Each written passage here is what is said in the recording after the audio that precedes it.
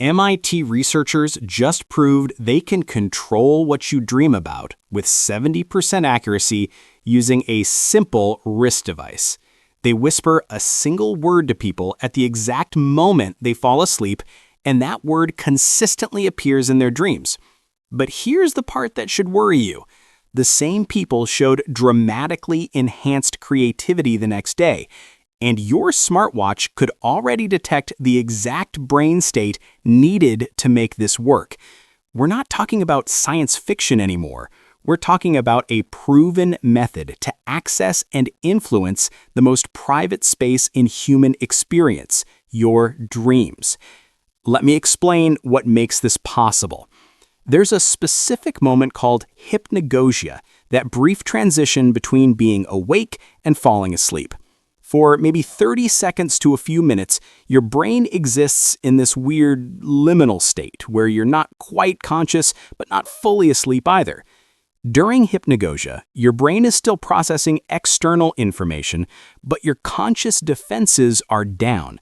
It's like having a door that's usually locked suddenly swing open for a few crucial moments. Thomas Edison famously exploited this state by holding a metal ball while dozing in his chair. When he started to fall asleep, the ball would drop, wake him up, and he'd capture whatever insights emerged from that brief unconscious moment. Salvador Dali used a similar technique to gather surreal images for his paintings. The difference now is that scientists have figured out how to reliably detect this state and systematically influence what happens during it. The Dormio experiment was elegantly simple but revolutionary. Researchers at MIT's Media Lab created a wrist-worn device that monitors heart rate, muscle relaxation, and breathing patterns to identify the exact moment someone enters hypnagogia.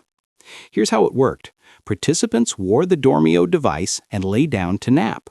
When the device detected they were in that vulnerable transition state, researchers would whisper a single word like tree into their ear. The person would then drift into deeper sleep with that word planted in their subconscious. When they woke up, researchers asked about their dreams. The results were striking. About 70% of people who had a word whispered during hypnagogia reported seeing that exact theme in their dreams. Control groups who received no word or heard words while fully awake showed almost zero correlation. But the real breakthrough came next. After waking, participants took creativity tests related to the dream theme.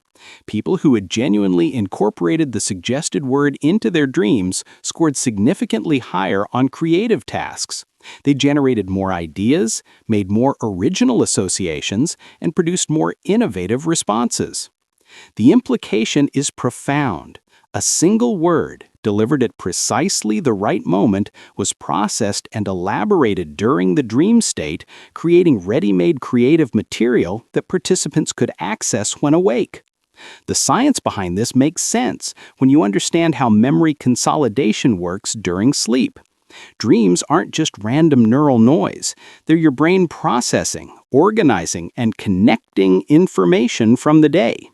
When researchers planted a word during hypnagogia, participants' brains spent the entire dream state exploring that concept in different contexts and scenarios.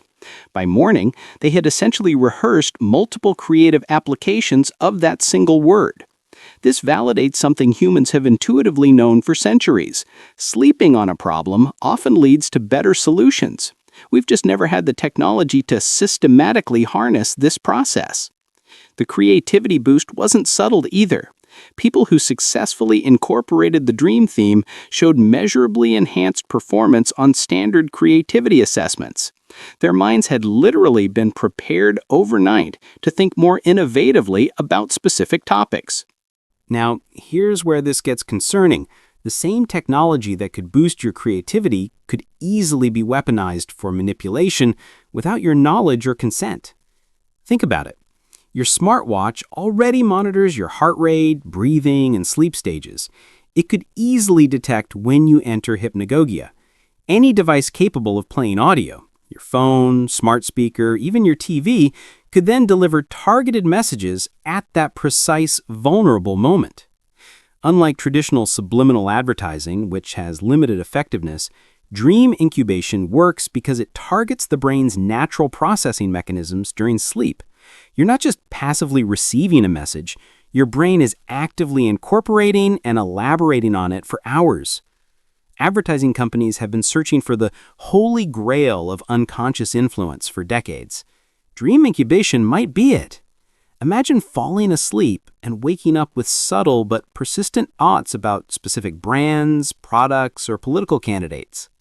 The ethical concerns are staggering because this bypasses all conscious consent and awareness. You could be influenced without ever knowing it happened. The most unsettling aspect is how accessible this technology already is. The MIT experiment used specialized equipment, but the basic components exist in devices millions of people already own.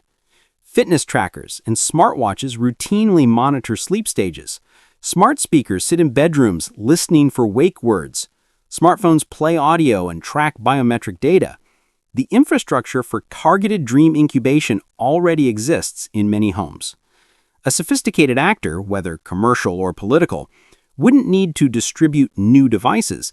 They would just need to coordinate existing technology to detect hypnagogia and deliver audio at that right moment.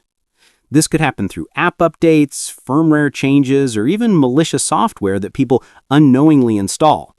The potential for abuse is enormous and largely invisible. Dream manipulation isn't entirely new, but the systematic technological approach is unprecedented. Throughout history, cultures have recognized dreams as influential experiences that could be guided through ritual, environment, or suggestion. Ancient Greeks practiced temple sleeping, where people would sleep in sacred spaces, hoping to receive divine guidance through dreams. Various meditation traditions have techniques for maintaining awareness during dream states. What's different now is the precision and scalability. Instead of requiring years of training or specific ritual contexts, technology can reliably trigger the same effects in ordinary people during regular sleep. This democratizes dream influence, but also makes it much easier to abuse. When anyone with the right app could potentially influence anyone else's dreams, the power dynamics become concerning. If you like this video, don't forget to hit the like button, comment with your thoughts on whether dream incubation sounds promising or terrifying, and subscribe to the channel for more analysis of emerging technologies. Before we get too dystopian, there are genuinely beneficial applications worth considering. Targeted dream incubation could help people overcome creative blocks, process trauma, or enhance learning and memory consolidation. Students could potentially improve comprehension by reviewing key concepts before sleep and having them reinforced during dreams. Artists and writers could use the technique to explore creative themes more deeply. Some researchers are investigating whether dream incubation could help with nightmare disorders, PTSD, or other sleep-related mental health conditions. If people could learn to direct their own dreams toward more positive themes, it might have therapeutic value. The key difference is consent and self-direction.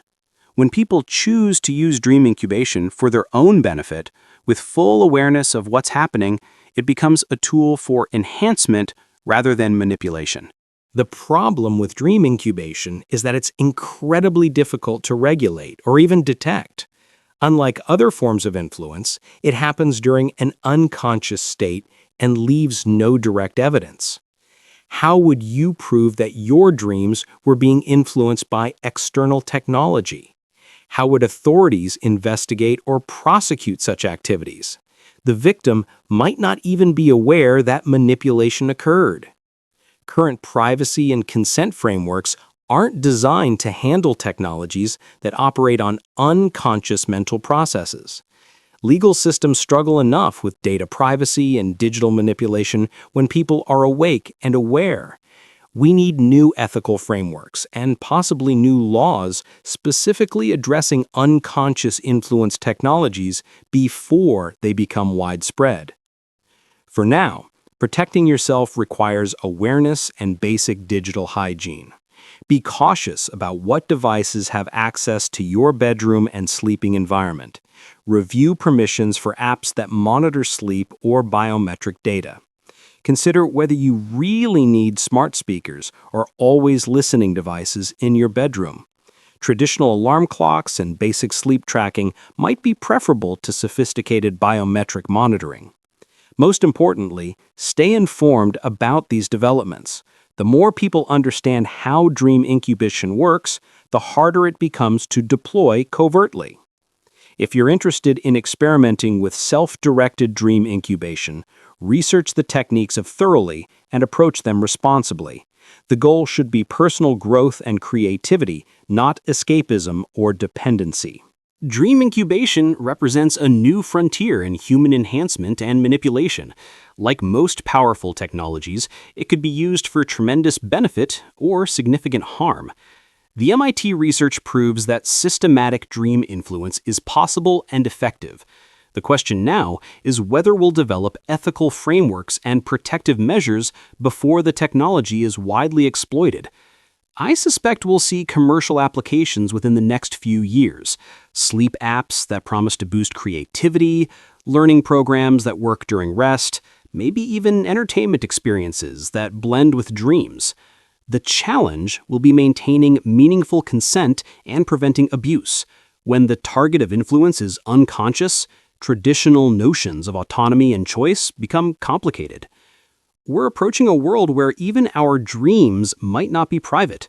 The technology exists, the infrastructure is largely in place, and the commercial incentives are enormous. The MIT experiment represents both an exciting scientific breakthrough and a warning about the vulnerability of human consciousness. Our brain's natural processing mechanisms during sleep could become targets for influence and exploitation. The most important takeaway is awareness.